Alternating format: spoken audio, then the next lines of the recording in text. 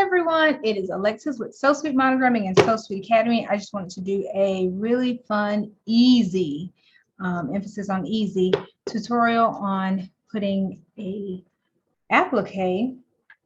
We're going to put an applique on a cheer bow.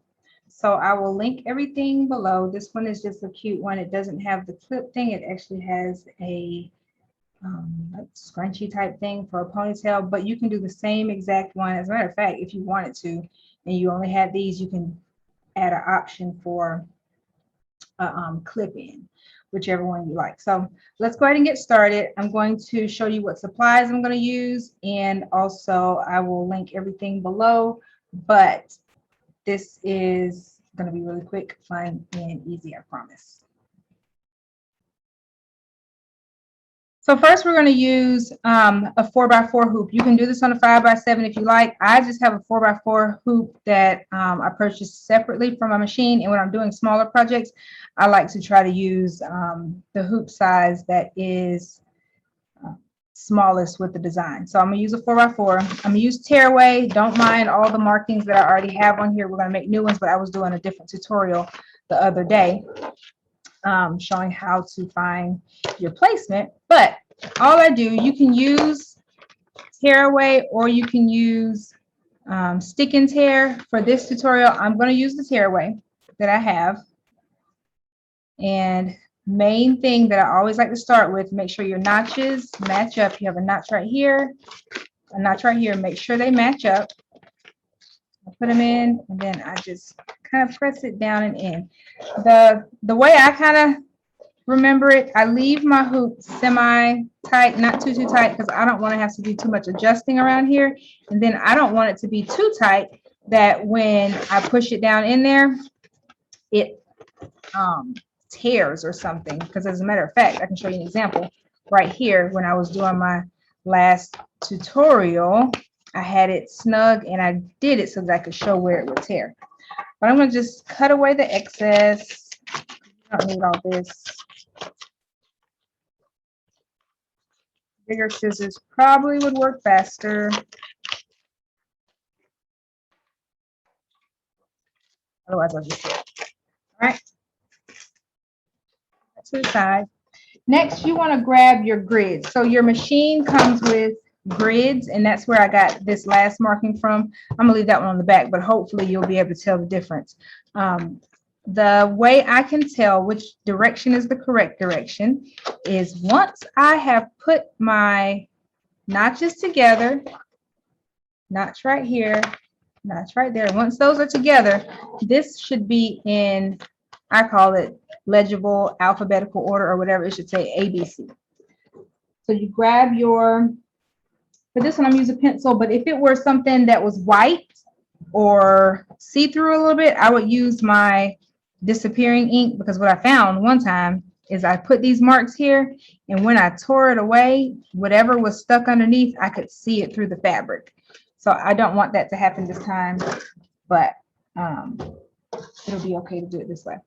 You get a straight edge, either a ruler, anything that will fit in here. I believe this ruler will fit actually like that.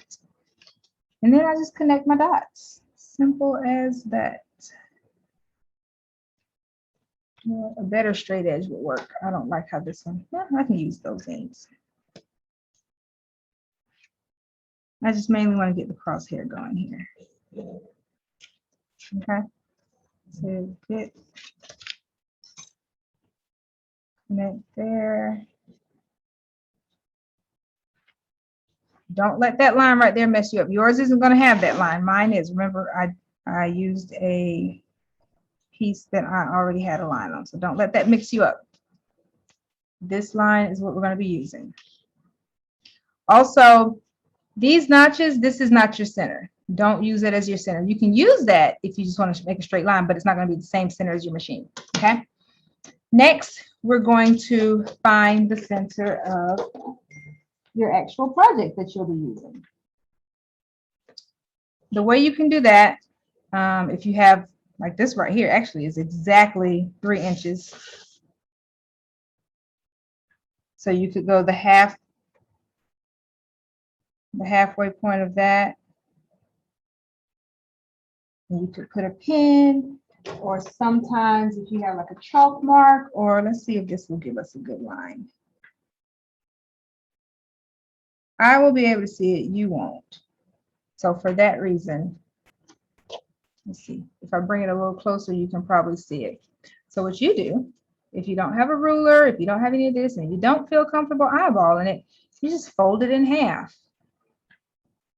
and then mark the center, or you can fold it in half and put a pin right in there.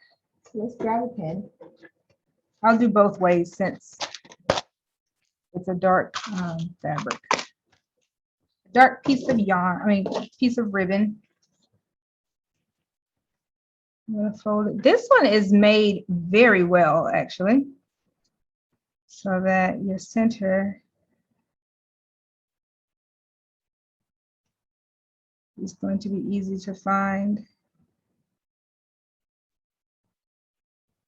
And I'm just sticking it right through there, and I'll bring it out the other end. So that's going to let me know that's my center.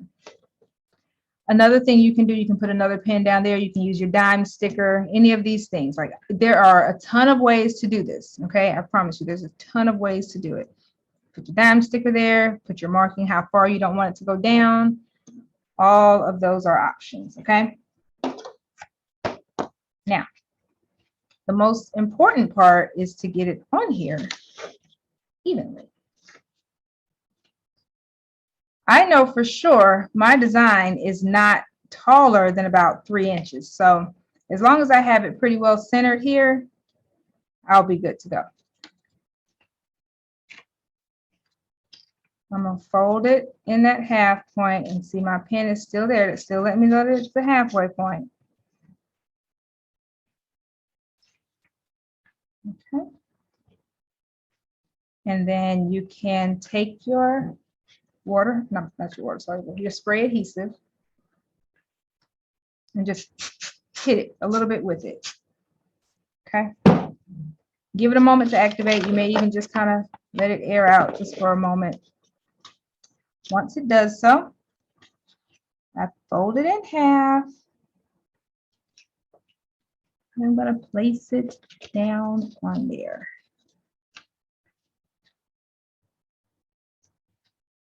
All right. And then I'm going to open it out.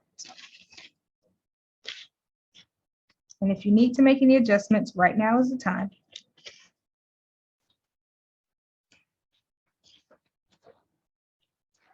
And if you brought your line all the way down, you'll be able to see it at the bottom. If not, sometimes I'll just flip it up just to look. Okay, so that's my center. That's how I got it. So I'm going to go ahead and take this pin out. Sometimes when you're doing with this kind of ribbon, it will pull it, but I'm going to put it at the bottom because I want to make sure it stays in place once I'm stitching. So you can grab a couple more. I find that working with this kind of ribbon is best to have some good sharp pins so that nothing catches or pulls and frays. And I'll probably put another one like up here somewhere out of the way.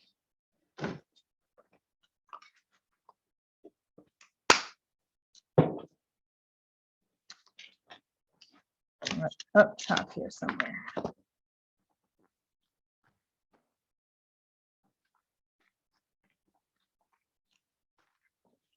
And careful when you're pinning that you're not giving too much counter pressure on here that it pulls everything out of your hoop. Okay. I think I'm good. Sometimes I even give a little push through just to keep that stabilizer tight on there. So we're ready to go. Like I said, we're doing an applique on here. So I've already chosen what applique pieces I want to do. I like to go kind of like out of the box. Also, I needed a top for the what's the thing called? The stem. So I just had some brown. Keep all your scraps. I keep plenty of scraps. Who knew that this was not big enough to do anything else, but this little corner right here is going to be just big enough to do the top of my stem. All right, so let's head over to the machine get everything pulled up, and then we will start stitching. Once we're here at the machine, I have my USB already loaded in. I used an on-screen editing software. That's a tongue twister. I use Sew Up Pro. Other ones that you could use would be like Hatch and Brilliant, all those different ones. But for this one, it was just easy. I used my Sew Up Pro. I'm going to load it on the machine and make sure no tails are in the way. Go ahead and put that down on there. And then hit my USB button because I've already loaded my USB over there. And find your design. Now, if you have a lot of designs on here, it may take a little longer. This one, I just started using it. It's like a 2 gig and it's nowhere near full. So select the one you want, hit set. And it's on my 5x7, but I'm going to move it down to the 4x4 because it just has, that's the hoop that I'm using basically. Then you're going to go and edit. I don't need to rotate it. Everything looks good. I've already chosen my colors. Right now, I'm going to do a leopard print because I like to play with colors, play with designs. So I'm going to do a leopard print on here and like a brown around the leopard print so it'll show up. Black will be super cute, but I'm using a black bow. So you got to use something that's going to contrast nicely. I don't have to do any resizing, any moving. Let's see if we have to do that. So end edit. And then we're going to go to the trace around, all the way up to the top, all the way down to the bottom. Now, let's see how close I can get you. With this part, lean in, lean in, lean in, lean in. Now I'm using these to just show me where it's at. It's going to be a big bow, you guys. It's going to be a bodacious bow. Okay. But I want it a little closer down to the bottom. So I'm going to hit OK, and I'm just going to bring it down some more. Simple as that. Just all I did was just brought it down. All right. Then I'm going to go back and I'm going to check my sides. See that? It's going to be big. It's coming out to the side pretty big. This is a test bow. I might put it in my Etsy shop. I might do it at an embroidery show. I don't know. But for now, we're just going to try it out. That's what I like to have people do. Just be adventurous. Try new things. So for the first one, I'm going to hit OK. I'm OK with my positioning. Embroidery. This is a fast one. This is only 11 minutes. It's going to actually be faster because I'm using the same color leopard for both parts of the pumpkin. And it's going to tell me that what's going to stitch out first. It's going to stitch out my leaf. So let's prepare with the leaf. Since we're doing the leaf green, add in my green. Read it. Oh yeah. Yay. All right. Ready? Green means go.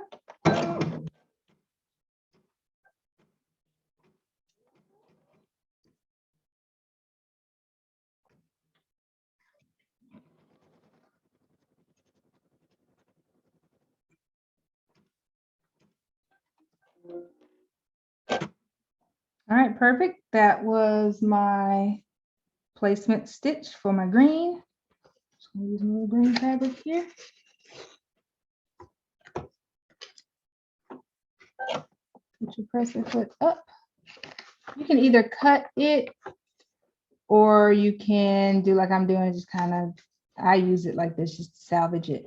A lot of people use heat and bond on this process right now.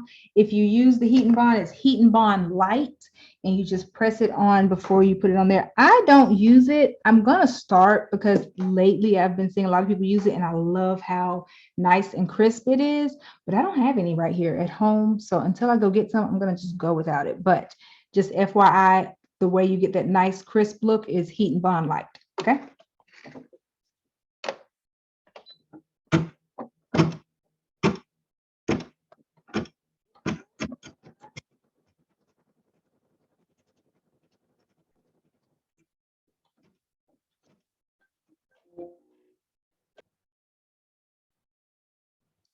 All right, next you're going to take it off and snip off your applique portion of it. Let's see. I got these really cute scissors the other day. I've never used them, but let's see how they work. Let's see how we do.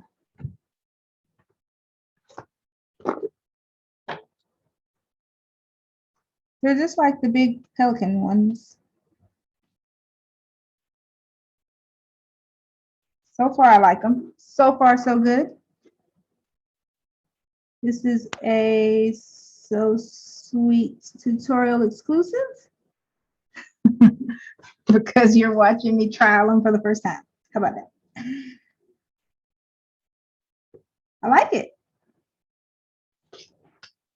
If I can remember where I got them, I'll link that also.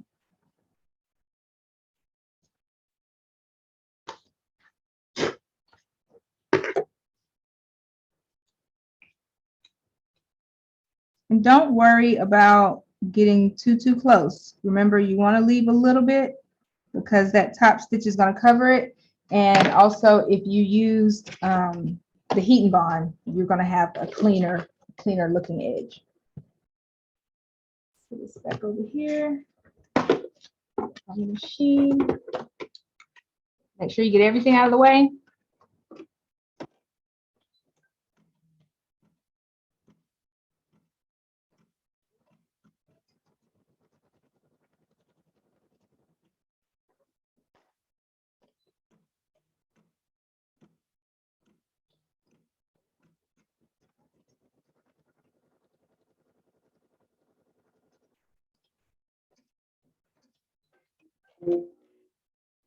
Now, if you notice, I let the green go along there, and that's just because I don't always change every single one of my thread colors for each part of the stitch out. I will change it when it comes time for the top stitch. It saves me time.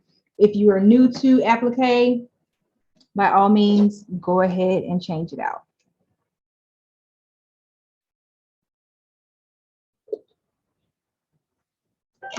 And just for the sake of this actual tutorial, I'm gonna layer it like this. But if I were doing this by myself, I would probably lay it all down at one time and then cut it at the end. But I'm gonna do it so that I don't confuse anyone. I'm gonna act right.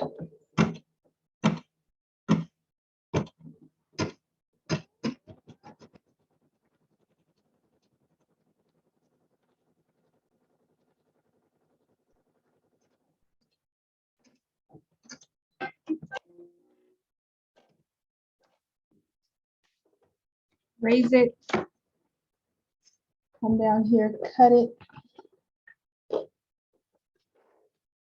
But just know, as you practice this more and more, there are a lot of little shortcuts you can take.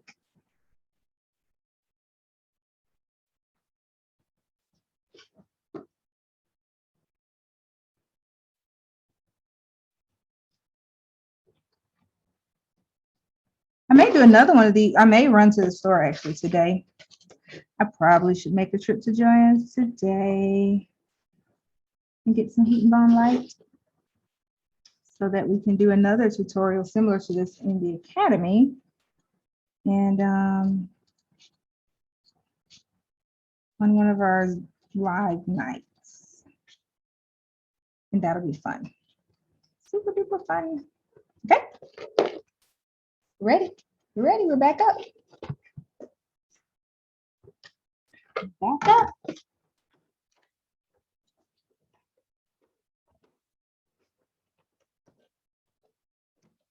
Keep those tails out of the way.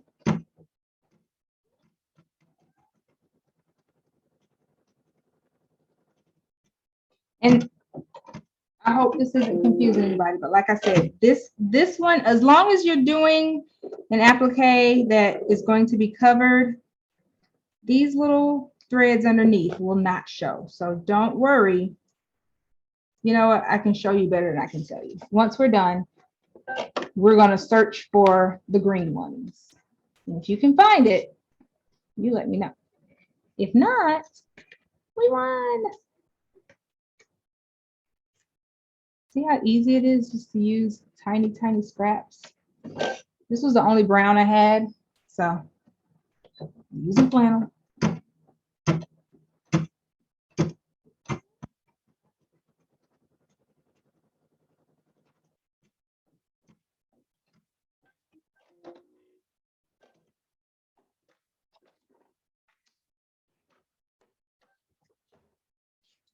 And again, we snip. And see, this is a lot. Like that's a lot. I could even use that again. I can use that for another bow, another bodacious bow. I think that's what I'm gonna name it. A bodacious fall bow. Bodacious. Bodacious is better. Okay, it's not even carry away. Look at there. You could do a whole nother stem with that. I'm gonna save it. We don't waste. We don't waste stems. Next, we're doing the other side of the pumpkin. Make sure that tail's out of the way. Tuck your tail.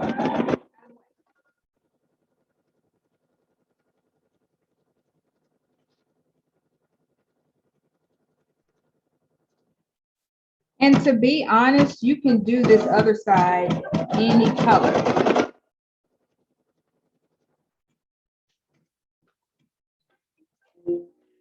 Any color. I'm just going to cut that out of the way. A lot of people I have seen, this is where it throws them off, like an A or a P or something right there. They forget to cut it out. So I'm going to slide enough underneath there.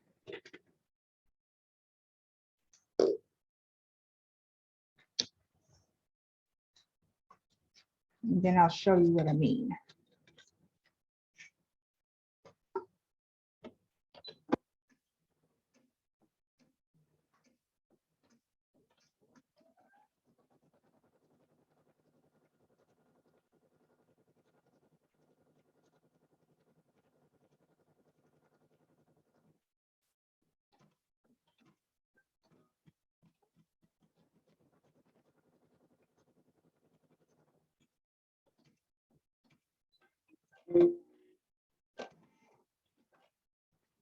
Now lean in really good for this one.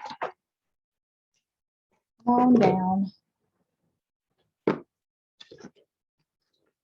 We're going to do the same. We're going to do everything the same. Cut the back off.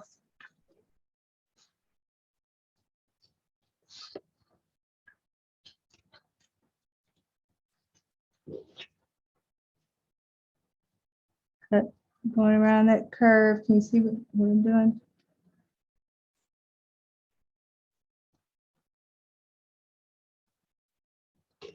And most of like your mainstream, more popular digitizers, you know, that do the applique and the, I think this was by Creative Applique. But most of the ones that do some good quality applique, you don't really have to worry about not cutting close enough because it's already digitized in and you get enough room. It covers it. So see that little floppy thing. Let me pin that down. Let's just get this little floppy thing out of the way.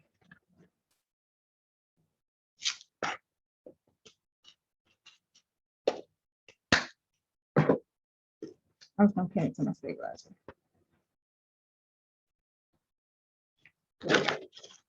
No more problems. No more drama. See where we're at so far? We're coming up around here. So I'm just going to come around. Keep in mind, if you used that heat and bond, this might be a little easier. It might fray a little less.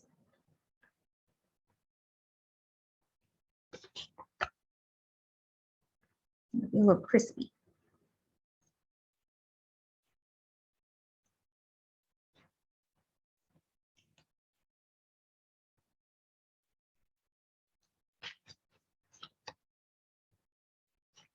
Now, this is where people, oh, y'all weren't even looking. This is where people get really hung up. So I usually, either you can like just get a very, like just get in there. Don't dig in it because you'll go too far. That's why these scissors are important, or some like these. They're the other spring-loaded snips that help out. I'm not even having to hold anything. This is just the bomb. I like these scissors. What brand is this? For more? For more. Okay, too much. But you see, I'm just able to lay it against the side and it cuts for me. But yeah. Hope I didn't cut too much right there. We'll see. But I think we're good. Just get all your little flyaways so that when you actually do the top stitch of it, those won't be sticking out. It's not worst case scenario, but it just makes it less pretty.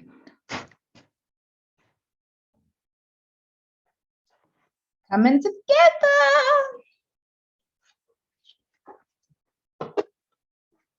Back to the machine we go.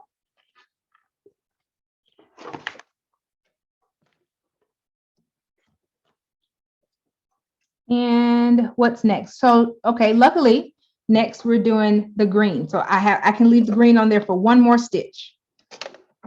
One more stitch.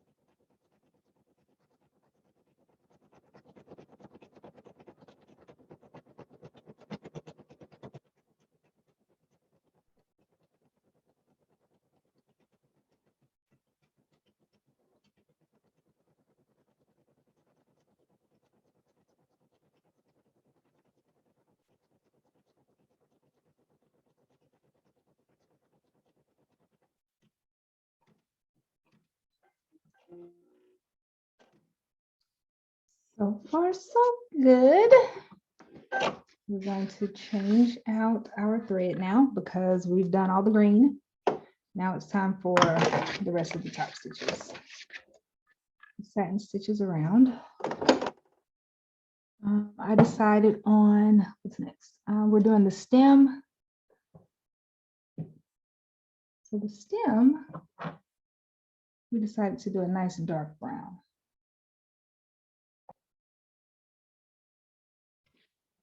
All right, so we got the brown. I'm just going to trim that jump stitch because I don't want it underneath going across. So I'm just going to pull it out.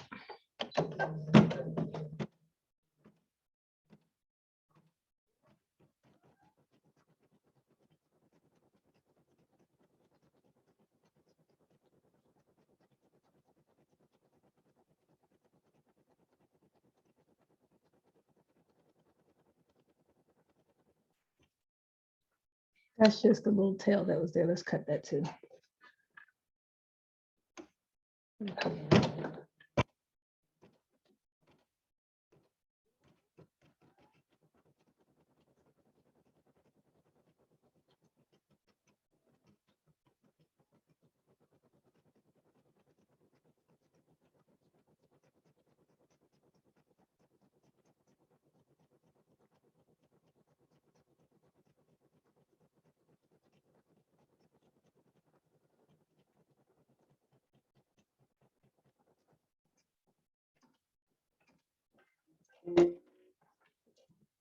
And for the pumpkin, I know it's, I mean, it's not typical pumpkin color, but I didn't want orange and I didn't want brown to match the other one. So I might, let's see, maybe like a nice bronzish color. I mean, let's just try it out and see what we get. Worst case scenario, it looks good. Worst case scenario, it looks bad. Either way, we'll figure it out.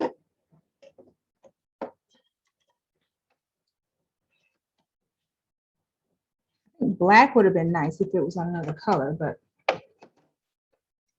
since it's already on black, we don't want to do black. Last thoughts? Yeah, I like it. I think I'm gonna do it. Let's just go with it and see what it starts to look like.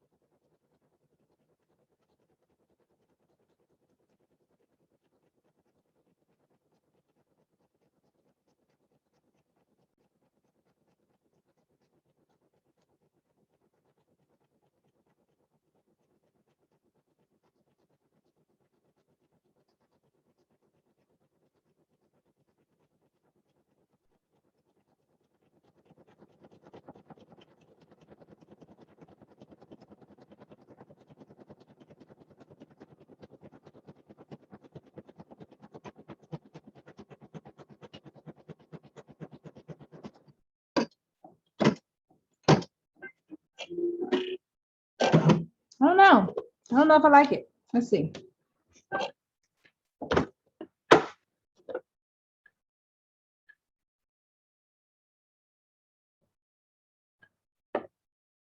We'll see. We're gonna finish it out. We're gonna see it through. If I had done that color, Okay. See it through.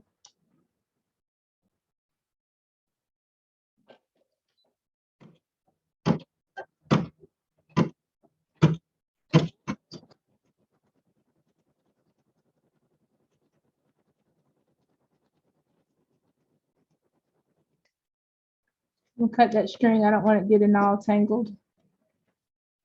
You don't always have to, but when I see it becoming a problem, I get it out of the way.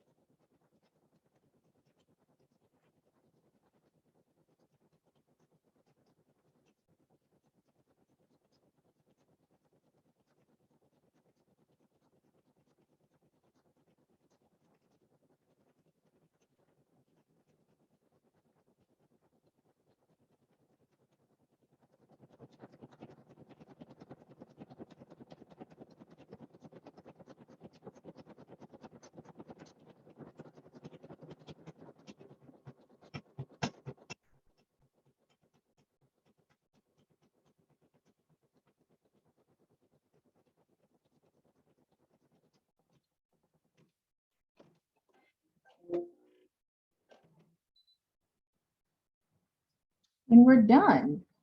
Just like that. All right, so there are a couple of places that I want to go clean up. Let's grab it off the hook.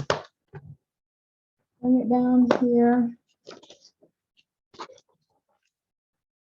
I like it actually. I think the light is making the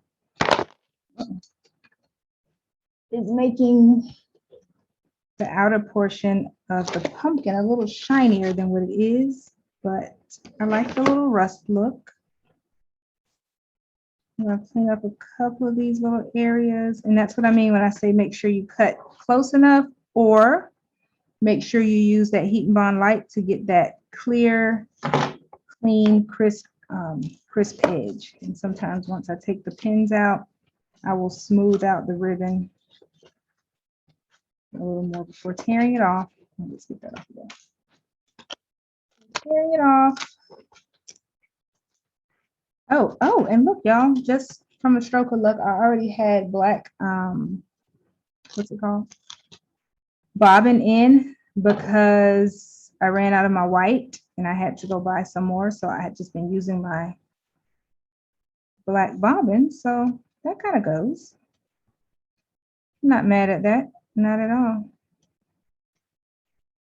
Well, you can clean up as much as you like on the back. I don't do too much, to be honest. I just get whatever is just hanging out, lifted. These couple ones are going to come off. Because to be honest, it's underneath. Don't spend too much time. It's underneath. It's not going to be perfect all the time. That one. Unless it's like a whole wadded up mess. And then what I usually do, I just take it and I loosen it some. You can steam it, but sometimes I'll just loosen it. I just kind of go in a circular motion around it. If I just had to point out anything that I wanted to clean up just for the sake of showing you the video, like something like this little piece right here, I could either go back in and snip it as close as possible, or I would grab my Snag Nabbit and push it down. But other than that, like you guys remember we did the green underneath, you don't see it. Okay, that little piece right there, that's just from the side of the leopard, but that is just a fast little hack that I use. And then we're going to look at the whole bow.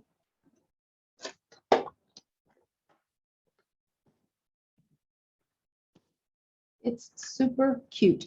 You can play with different colors. You can use this leopard here, solid over here, vice versa, or you can do the whole thing in this one color. But this is the outcome of it.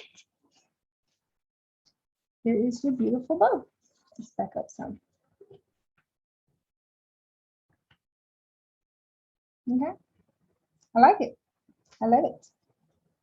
I'm going to make some more of it. That's the back of it. All right, so thanks for watching. I will go ahead and link everything that I did mention. One more thing that I want to make sure I do, because I have a ton of these bows, I want to grab my planner, my Pretty Perfect planner, go to a blank page in here, and let's record what we actually did today. Because since I'm going to do more of these, I definitely want to remember anything about it. So let's grab a pen and write it down. And so hopefully you can see this and it's not like blurry or upside down, but in my planner, the kind of things that I like to write down, the project name, you can name it whatever you want. I'm going to name this Holiday Bow Stitch.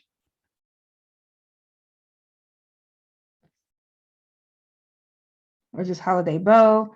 You can put the date, whatever date you want to put. What's today?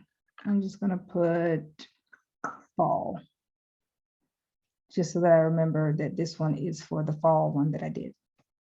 My hoop size, I use my 4x4 on my PE 800.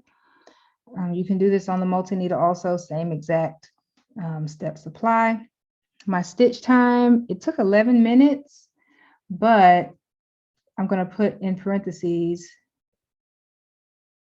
applique, because that is going to remind me that it's not a real 11 minutes. You know, add on the time that it takes you to cut everything out. Stabilizer type, I use Tearaway.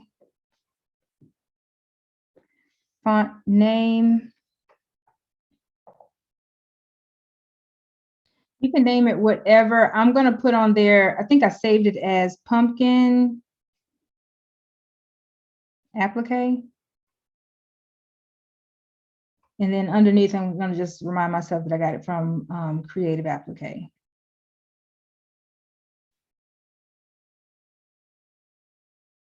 And maybe even remind me that I bought it off of Etsy. So if I need to go back and re-download it, I have to go to Etsy and do it. I can write that on the notes on the back, and sometimes I do double write it, but I'm just going to put it right here just to remind me first. My stitch count, let's see, I can't really see. It's only 5,597. Design dimensions. Now, I'm going to be completely honest with you all. I downsized this design. I don't always suggest it, but I wanted it to fit on the bow and it wasn't going to fit at the regular size. So I had to do something. So I downsized it to 2.5 width by 2.96 height. Initially it was like 3 inches, something like that. So I didn't go down too much. Fabric type, I'm just going to say cheer bow. Difficulty level for me, I'm gonna go ahead and just put 2 threads because it is an applique. It's not like I had to sit here and kind of babysit. It's not like you could just set it and forget it. So I'm gonna put 2. It might be a little harder for you in the beginning if you're trying to learn applique at the same time as this, but if you have applique down and then you do this, it'll be a breeze. Supplies, I use cheer bow. I used tearaway. Remember, I said you could use sticky stabilizer also.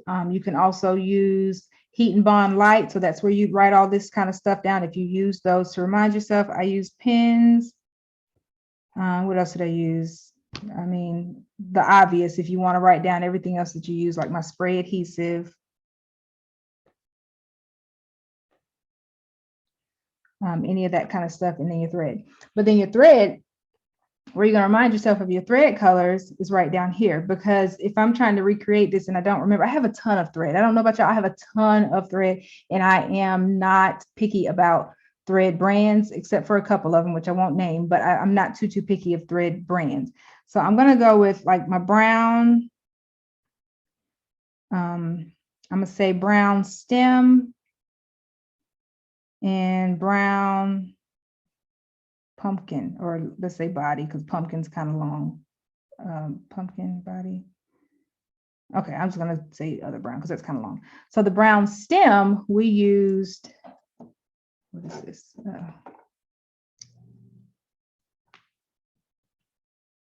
We used my bro thread. Let me make sure. Yep, we used bro thread 323. Bro thread 323. For the other brown, we're going to use 339.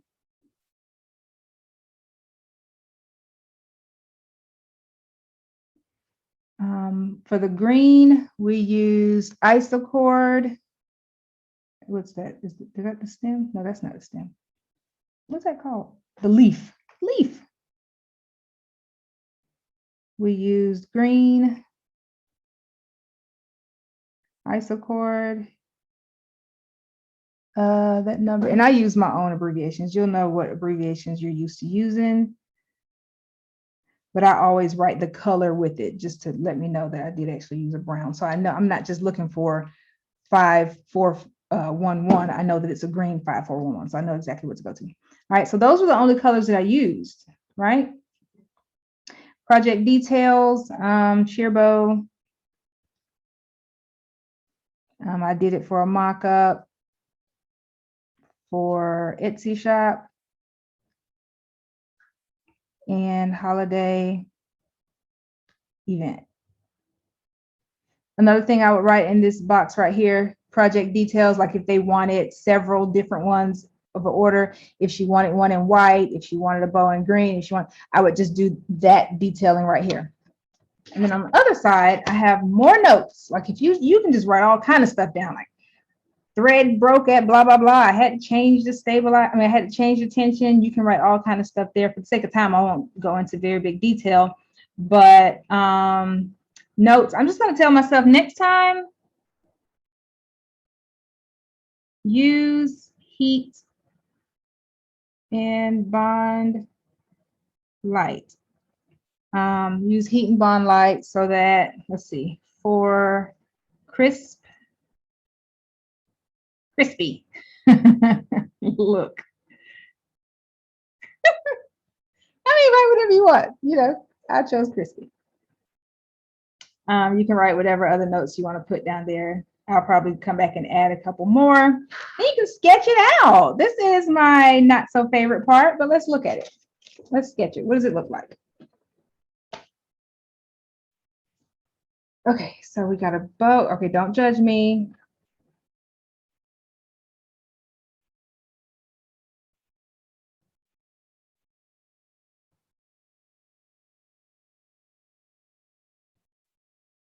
All right, and then we got our little knot right here. Oh my, this is okay.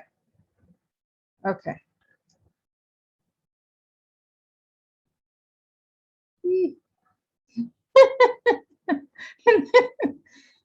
Ah, okay, that's a bow. It's a bow. I mean, they look just alike, huh? And then at the bottom, we're gonna put our little. All right, we had a leaf here. We had a pumpkin. We got a stem.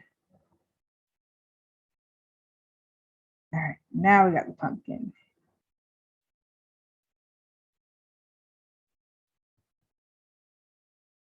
It,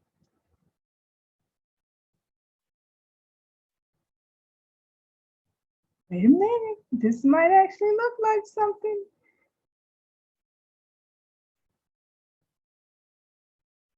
Okay. Then we got a little swirly. Yeah, maybe. Okay. Anywho, you get the idea. And then I'll put some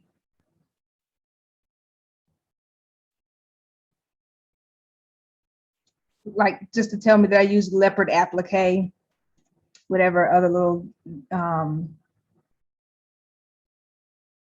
just reminds me that it had the little, okay, I messed that up. Anywho, whoa. But yeah, so that is the drawing of the bow. I think I'm messing it up the more I try to add detail. But that's just sketch it out. I can even remind myself that I have all alphabets. So let's say all alphabets and numbers included in font design. And I think there were 4 sizes. It was like it started with 4 inches and went up, but the 4 inches was like 3 point something. But that's it, y'all. That's it. That's it. I'm not gonna make you watch me draw anymore. But anyway, make sure you're recording the things in your Pretty Perfect planner. I'll link that also so that you can record all of your other projects and you'll know without a doubt. Let's say next year, this time when you want to do a pumpkin one and you're trying to remember, oh my gosh, what did I use to make that cute one? Or someone wants the exact same one, you can go back and just look through there and remember which one. All right. So there you have it. There is your bow. I love it. I like the color choices, and you can do this for any holiday pretty much. All right. I will see you all later, and thanks for watching.